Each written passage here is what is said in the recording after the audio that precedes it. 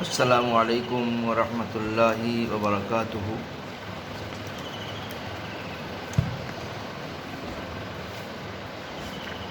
آج شرح خودی رسم المفتی کے سلسلے میں 17واں سبق ہے۔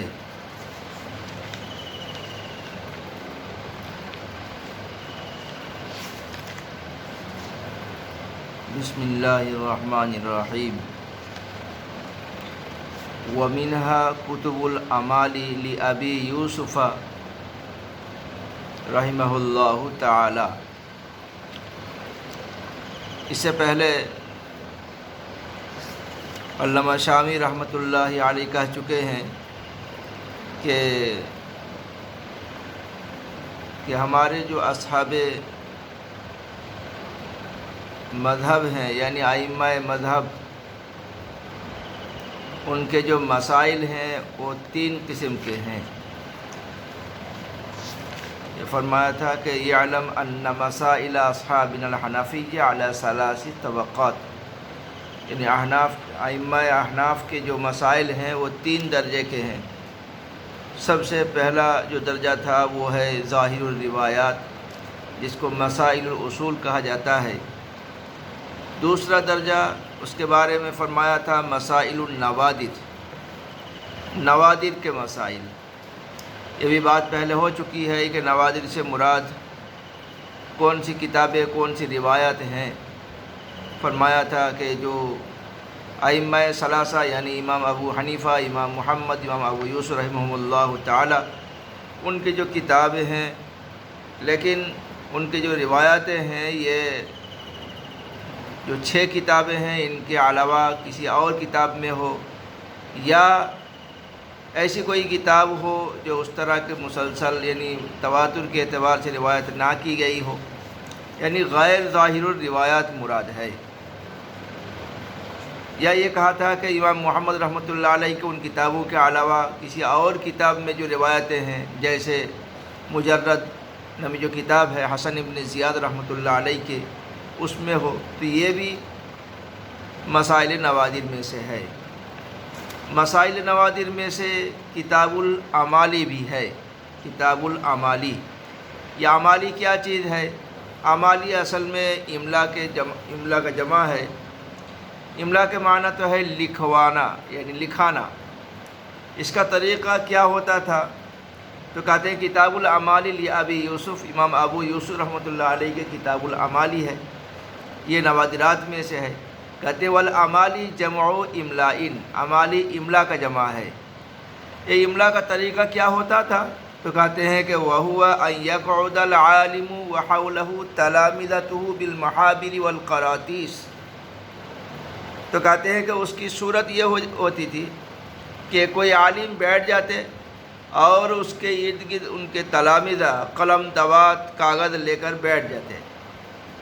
فَيَتَكَلَّمُ الْعَالِمُ بِمَا فَتَحَ اللَّهُ تَعَالَى عَلَيْهِ مِنْ ظَهْرِ قَلْبِهِ فِي الْعِلْمِ، اللہ تبارک تعالیٰ اس کے دل میں جو کچھ بھی ڈالتا وہ زبانی لکھواتے۔ وَتَكْتُبُهُ التَّلَامِذَةُ، اور تلامذہ اس کو لکھ لیتے۔ ثُمَّ يَجْمَعُونَ مَا يَكْتُبُونَهُ، پھر جو کچھ بھی وہ لکھتے ان کو جمع کر لی جاتی۔ فَيَصِيرُ كِتَابًا، تو وہ ایک مستقل کتاب بن جاتی۔ فَيَسُمُّونَهُ الْإِمْلَاء، تو کہتے ہیں کہ اسی کو املا کہا جاتا ہے، اور اس کا جمع ہے اعمالی۔ تو کہتے ہیں وَكَانَ ذَلِكَ عَادَةَ السَّلَفِ مِنَ الْفُقَهَاءِ وَالْمُحَدِّثِينَ وَأَهْلِ الْعَرَبِيَّةِ وَغَيْرِهَا فی علومہم۔ تو کہتے ہیں کہ سلف میں سے جو فقہا ہیں، محدثین ہیں یا ادبا ہیں، ان کا یہی طریقہ تھا علوم کے سلسلے میں، یعنی وہ اپنے زبانی طور پر اس طرح کے شاگردوں کو لکھواتے، اور اسی کو اعمالی کہا جاتا ہے۔ تو اس طرح کے پچھلے زمانے میں یہ طریقہ رائج تھا کہ ہر ایک جو بھی جس علم میں ماہر ہے وہ اپنے شاگردوں کو لکھواتے، اور یہی اعمالی ہے۔ فن دراست لذهاب العلم والعلماء، لیکن بعد میں اس طرح کے نہ علماء رہے نہ اس طرح کا علم رہا۔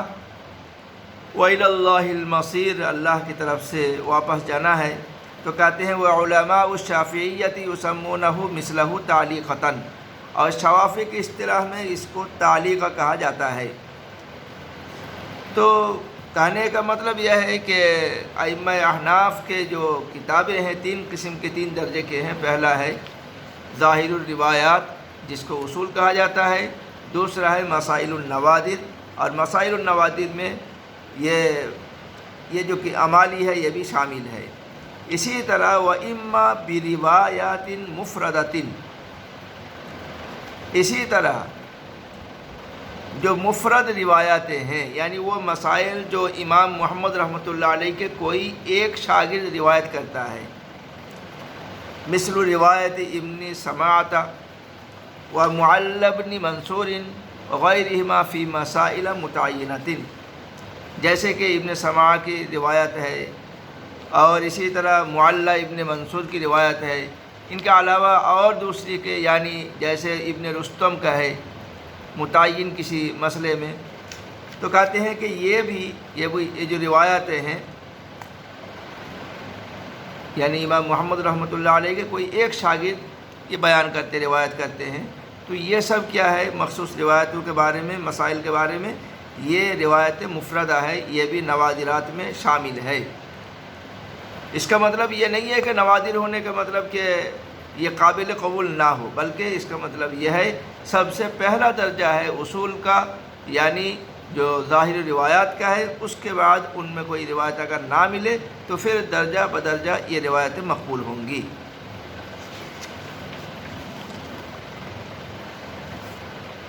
اس کے بعد کہتے ہیں الثالثۃ الفتاوی، اور تیسرا ہے درجہ ہے فتاوی کا۔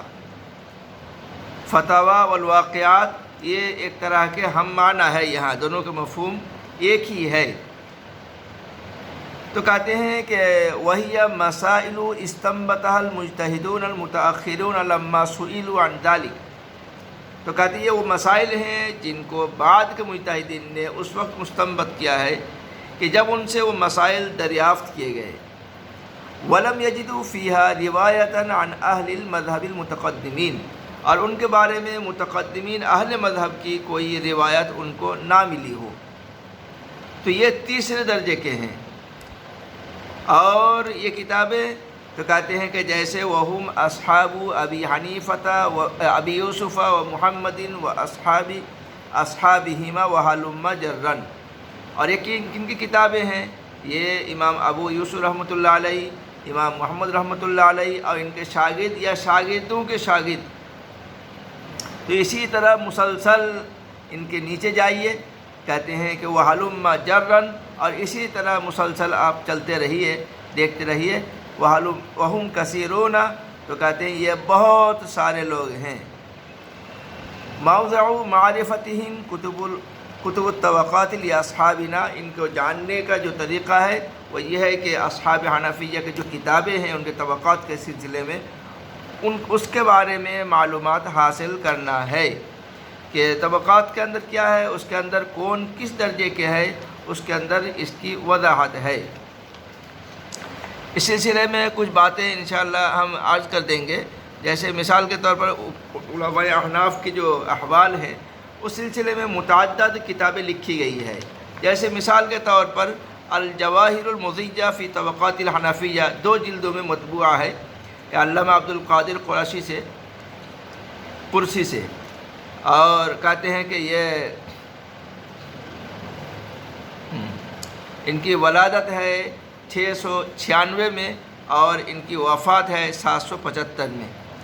تو کہتے ہیں کہ وَهُوَ أَوَّلُ مَنْ صَنَّفَ فِي طَبَقَاتِهِمْ، تو کہتے ہیں طبقات احناف میں یہ پہلی کتاب ہے۔ دوسری کتاب تاج التراجم، یہ مختصر کتاب ہے، یہ بھی مطبوعہ ہے علامہ قاسم قطلبغہ سے۔ تیسری کتاب ہے وفیات العیان من مذہب ابی حنیفہ النعمان، تو کہتے ہیں کہ اس کا مخطوطہ کتب خانہ ظاہریہ میں ہے، یہ علامہ طرطوسی کی کتاب ہے۔ چوتھی کتاب ہے الطبقات السنیہ فی تراجم الحنفیہ، یہ بھی مطبوعہ ہے، علامہ تقی الدین عبد القادر تمیمی اس کی کتاب ہے۔ پانچویں کتاب ہے کتاب اعلام الاخیار من فقہاء مذہب النعمان المختار، یہ ابھی تک یہ مخطوطہ ہے علامہ محمود ابن سلیمان رومی کی۔ اور چھٹی کتاب ہے الفوائد البہیہ فی تراجم الحنفیہ مع تعلیقات السنیہ، یہ مطبوعہ ہے علامہ عبدالحی لکھنوی رحمۃ اللہ علیہ کی کتابیں ہیں۔ اس کے اندر احناف کے جو مذاہب ہیں اور جو اصحاب یعنی احناف ہیں تو کہتے ہیں کہ ان کے درجہ وغیرہ بیان کیے گئے، یہ کون سا فقیہ کس درجے کے ہیں۔ تو کہتے ہیں کہ وَهُمْ كَثِيرُونَ مَوْضِعُ مَعْرِفَتِهِمْ طبقات الفقہاء لِأَصْحَابِنَا وَكُتُبُ التاریخ، تو کہتے ہیں کہ بہت سارے لوگ ہیں، ان کو جاننے کا طریقہ اور ان کے طبقات، کتابوں کے جو طبقات ہیں اور یہ ان اصحاب کے جو طبقات ہیں ان کو جاننے کا جو طریقہ ہے وہ طبقات کو جاننا ہے اور اس کے ساتھ ساتھ ان کے تاریخ وغیرہ کو جاننا ہے۔ فمن اصحاب ابی یوسف و محمد رحمہم اللہ تعالی مثل عیسام ابن یوسف و ابن رستم و محمد ابن سماعۃ و ابی سلیمان الجوزانی و ابی حفص البخاری و من بعدہم مثل محمد ابن سلمۃ و محمد ابن مقاتل و نصیر ابن یحییٰ و ابو النصر قاسم ابن سلام، تو کہتے ہیں کہ جیسے امام ابو یوسف محمد رحمہ اللہ تعالیٰ کے شاگردوں میں سے عیسام ابن یوسف، ابن رستم، محمد ابن سماع، ابو سلیمان جوزجانی، ابو حفص بخاری اور اس کے بعد جو لوگ ہیں محمد ابن سلمہ، محمد ابن مقاتل، نصیر ابن یحییٰ، ابو النصر قاسم ابن سلام، یہ قاسم ابن سلام کے بجائے محمد ابن سلام ہونا چاہیے ان کے کتابیں۔ وقد يتفق لهم ان يخالفوا اصحاب المذهب لدلائل واصحاب ظهرت لهم، کبھی کبھی ایسا ہوتا ہے کہ اصحاب مذہب وہ اپنے ائمہ کے مخالفت کرتے ہیں دلیل کی بنا پر اور کچھ سبب کی وجہ سے جو بعد میں ان کے لیے ظاہر ہوئی ہے، کبھی ایسا ہوتا ہے۔ کہتے ہیں وَأَوَّلُ كِتَابٍ جُمِعَ فِي فَتَاوَاهُمْ فِيمَا بَلَغَنَا كِتَابُ النَّوَازِلِ لِلْفَقِيهِ أَبِي اللَّيْثِ السَّمَرْقَنْدِي، تو کہتے ہیں کہ کتب احناف میں سے جو فتاویٰ کی کتابیں ہیں سب سے پہلے جنہوں نے اس کو جمع کیا، جو ہمارے پاس بات پہنچی ہے، وہ کتاب النوازل جو ابو اللَّيْث السمرقندی رحمۃ اللہ علیہ کے ہیں۔ ثم جمع المشائخ بعدہ کتبا اخرى، تو کہتے ہیں اس کے بعد مشائخ نے دوسری کتابیں بھی جمع کیے، جیسے مجموع النوازل، یہ کا مجموع النوازل ہونا چاہیے، کا مجموع النوازل والواقعات، علامہ ناطفی کا والواقعات للصدر الشہید، اور صدر شہید کے جو واقعات نامی جو کتاب ہیں۔ ثم ذکر المتأخرون هذه المسائل مختلطة غیر متمیزة، تو کہتے ہیں اس کے بعد متاخرین نے ان مسائل کو ملا کر کے مخلوط طور پر بیان کیے، اس کے اندر کوئی تمیز نہیں کیے کہ کون سا ظاہری روایت ہے، کون سے نوادرات ہے، کون سے فتویٰ ہے۔ کما فی فتویٰ قاضی خان، جیسے فتویٰ قاضی خان یعنی فتویٰ خانیہ جس کو بولتے ہیں، ان کے اندر جس طرح ہے۔ والخلاصہ وغیرہما، خلاصہ کے اندر بھی اور اس کے علاوہ بھی دوسری کتابوں میں ہے۔ وَمَيَّزَ بَعْضُهُمْ فِي كَمَا فِي کتاب المحیط، لیکن بعض حضرات نے ان کے درمیان تمیز کیے، جیسے محیط رضی الدین سرخسی کے جو محیط ہے، محیط ان کے تقریباً 3 یا 4 ہے، ایک تو 10 جلدوں میں ہے، کہتے ہیں کہ بعض کہتے ہیں کہ 4 ہے، بعض کہتے ہیں 3 ہے، تو ایک ہے 40 جلدوں میں، ایک ہے 12 جلدوں میں، اور ایک ہے 4 جلدوں میں، اور ایک ہے 2 جلدوں میں۔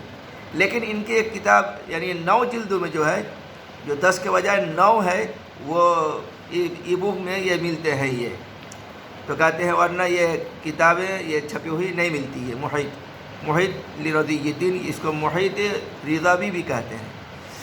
فَإِنَّهُ ذَكَرَ أَوَّلًا مَسَائِلَ الْأُصُولِ ثُمَّ النَّوَادِرِ ثُمَّ الْفَتَاوَى وَنِعْمَ مَا فَعَلَ، تو کہتے ہیں انہوں نے سب سے پہلے اصول کے مسائل کو ذکر کیا، اس کے بعد نوادرات کے، اس کے بعد فتاویٰ، تو کہتے ہیں انہوں نے بہت بہترین کام کیے۔ بس السلام علیکم ورحمۃ اللہ وبرکاتہ۔